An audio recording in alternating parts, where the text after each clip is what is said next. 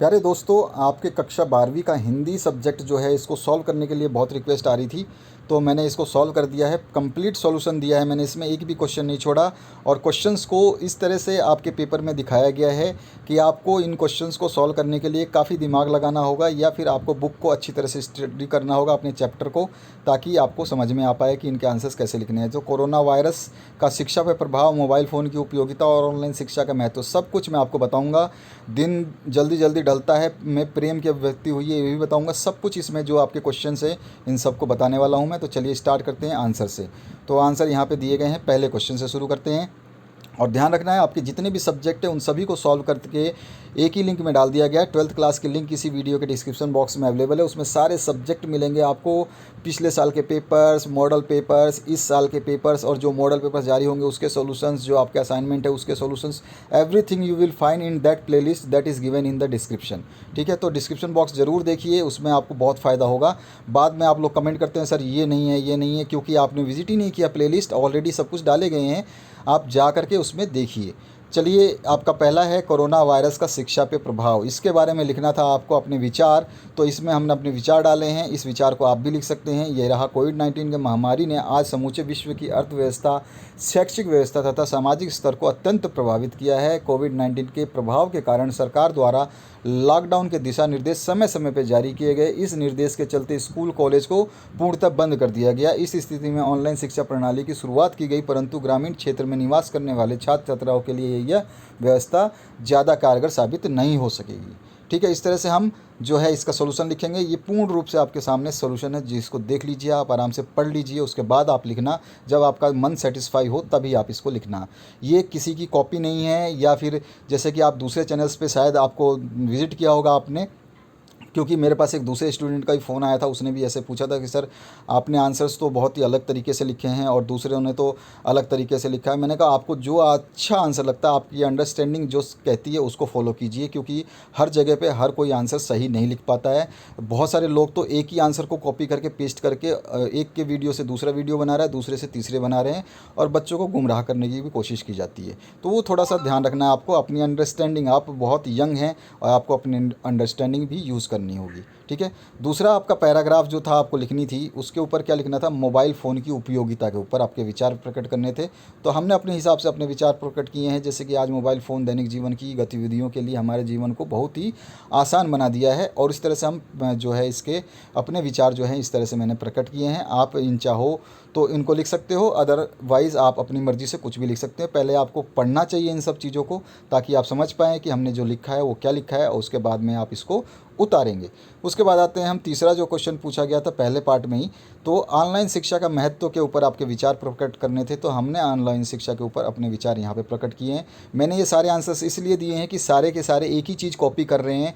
अगर किसी ने कोरोना वायरस का दिया है तो कोरोना वायरस ही दुनिया लिखी जा रही है, यानी सारे बोर्ड स्टूडेंट कोरोना वायरस के ऊपर ही लिख रहे हैं, कोई ऑनलाइन शिक्षा के ऊपर नहीं लिख रहा है। तो इसमें क्या होगा कि एग्जामिनर आपको बहुत ज़्यादा दिक्कत करने वाला है। ठीक है, तो आप लोग ऐसी चीज़ें लिखें, देखिए हमेशा जो आपको अच्छा लगे वो लिखें, लेकिन अलग अलग चीज़ें लिखें, हमेशा एक चीज़ को फॉलो ना करें, ये आपके लिए दिक्कत कर सकता है।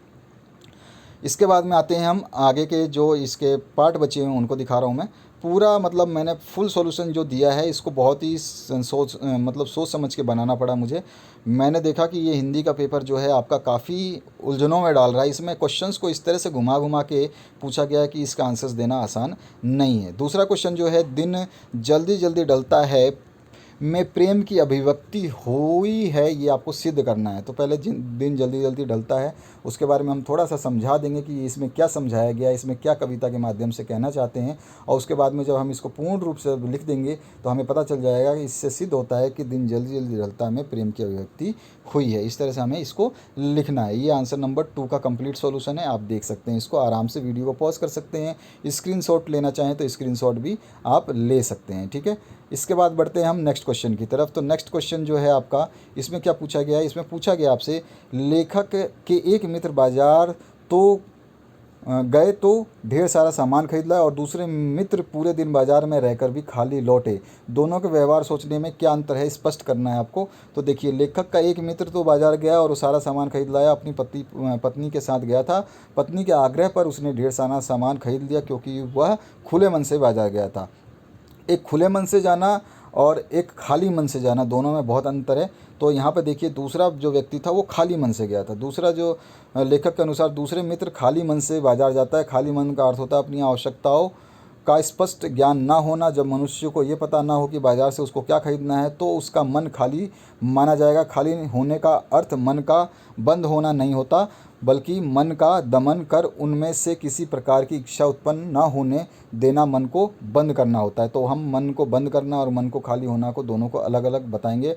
हठपूर्वक इच्छाएं जो है उत्पन्न ना होने देने को खाली मन कहा जाएगा। इस प्रकार लेखक ने दोनों मित्रों की सोच, खुले मन और खाली मन में काफ़ी अंतर जो है बताया है, या काफ़ी अंतर है। ठीक है। चौथा क्वेश्चन जो है काव्यांश पढ़ करके आपको नीचे दिए गए उत्तरों को देना है। तो यहाँ पर ये पतंगों के साथ वे भी उड़ रहे हैं, इसमें आपको अव्यक्त जो है क्या किया गया है, काव्यांश के भाषिक सौंदर्य पर प्रकाश डालना है। और ख है मानवीकरण अलंकार का एक उदाहरण छाट करके, इसी में से इस पैराग्राफ में से उदाहरण छाट करके उसका सौंदर्य जो है समझाना है। तो चलिए देखते हैं, पहले क पार्ट को सॉल्व करते हैं। क पार्ट में पूछा गया प्रस्तुत पद्यांश में कवि ने पतंग उड़ाते हुए बच्चों की उमंग तथा मस्ती का बड़ा ही मनोहरी वर्णन किया है। संपूर्ण काव्यांश में लाक्षणिक भाषा का प्रयोग है। उदाहरण के लिए पतंग के साथ साथ उड़ना लाक्षणिक प्रयोग को मतलब कहा जा सकता है। खतरनाक, सुनहले, तेज, बेचैन आदि विश्लेषणों का सुंदर प्रयोग है तथा खड़ी बोली में सहज अभिव्यक्ति है। मिश्रित शब्दावली का प्रयोग हुआ है और मुक्त छंद है। ये आपके भाषा सौंदर्य के ऊपर हमने प्रकाश डाला। अब ख है मानवीकरण अलंकार छांट करके उसका हम बताएंगे।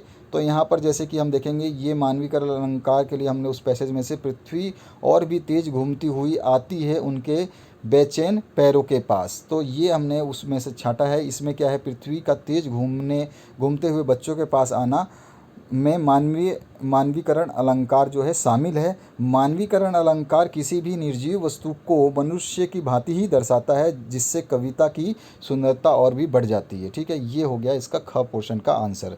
अब आते हैं पांचवें क्वेश्चन की तरफ। बाजार किसी लिंग, धाती, धर्म, क्षेत्र को नहीं देखता, वह देखता है तो सिर्फ उसकी क्रय शक्ति को। इस रूप में वह एक प्रकार से सामाजिक समानता की भी रचना कर रहा है। आप इससे कहाँ तक सहमत है ये आपको बताना है। तो आपकी अपनी अपनी सहमत है, कोई बोलेगा सहमत नहीं हूँ, कोई बोलेगा सहमत है।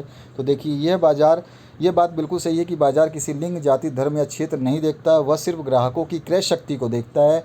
उसे इस बात से कोई मतलब नहीं कि खरीदार औरत है या मर्द, हिंदू है या मुसलमान, उसकी जाति क्या है, वह किस क्षेत्र विशेष से है। बाजार में उसकी को महत्व मिलता है जो अधिक खरीदता है। वहाँ हर व्यक्ति ग्राहक होता है। इस लिहाज से यह एक प्रकार से सामाजिक समानता की भी रचना है। ऑब्वियस सी बात है, वहाँ पे ऐसा कोई नहीं है। आज जीवन के हर क्षेत्र, नौकरी, राजनीति, धर्म, आवास आदि में भेदभाव है। ऐसे में बाजार हरेक को सम्मान या समान मानता है। यहाँ किसी से कोई भेदभाव नहीं किया जाता, क्योंकि बाजार का उद्देश्य सामान बेचने का है। उसका भेदभाव करने का कोई उद्देश्य नहीं है। आप चाहे छोटे क्लास के हों या बड़े क्लास के हों, आप छोटी जात से हों या बड़ी जात से हो, आप मॉल जा सकते हैं, आप सुपर मार्केट जा सकते हैं, आप छोटे मार्केट जा सकते हैं, बस आपके पास जेब में अगर पैसा है तो। वहाँ पे आपको गार्ड नहीं रोकेगा, आपको कोई नहीं रोकेगा। तो ये हमें यहाँ पर जो उद्देश्य मैं मानता हूँ कि बाजार जो है भेदभाव मनुष्यों में नहीं करता, वो केवल बाजार सामान बेचने के लिए तुल्य रहता है। वहाँ पर उसी की विशेषता होती है जो आप बाज़ार से ज़्यादातर माल को क्रय करता है। तो आशा करता हूँ इस सॉल्यूशन से आप बहुत ही ज़्यादा सेटिस्फाई हुए होंगे। सभी वीडियो को देखने के लिए, सभी सब्जेक्ट के सॉल्यूशंस के देखने के लिए डिस्क्रिप्शन बॉक्स में प्लेलिस्ट को देखिए। 12th क्लास की जो प्लेलिस्ट हमने बनाई है उसको आप देखिए, उसमें आपको सब कुछ मिलेगा जो आपको चाहिए, वो चीज़ वहाँ पे अवेलेबल है। Thank you very much for watching this video. Other subject के लिए ज़रूर विजिट करें। Thank you very much once again.